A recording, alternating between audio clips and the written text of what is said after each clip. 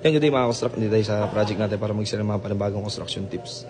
Yan, bali usapang door jamb tayo. Kung makikita nyo, naka-install na yung ating door jamb. Bali may mga ilan siguro, lalo na sa mga fresh grad, tatanungin kung para saan ito. Ito po ay nagsisilbing gabay para dun sa bracket ng pagkakaeskwala ng ating hamba. Bali malaking bagay yan para maging gabay dun sa perfect eskwala or yung tatawag na 90 degrees ng ating hamba. Bali, inuuna natin dyan is yung pinakang hulog, yung vertical alignment, then tsaka natin kukunin yung eskwala nito. Ayan.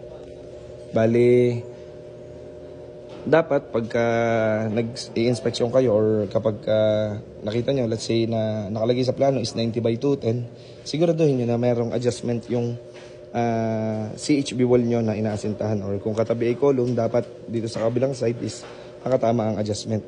Dahil usually, ang thickness yung effective width ng ating hamba kasama itong mga basyada na ito is 2 inches. Bali, dito sa ating interior doors, gumamit tayo ng 2x4 na 80 by 210 na door jamb. Bali, pag exterior wall kasi gumagamit tayo ng 2x5 or 2x6, depende na sa laki ng pinto. Usually, yung mga 1 meter above, 2x6 ang ginagamit natin. Then, pagka interior naman, para sa 80 by 210 is gumagamit tayo ng 2x4. Ayan. So, yun lang po muna share natin yan. This is Engineer Barlan sharing another construction tips. Thank you mga construct.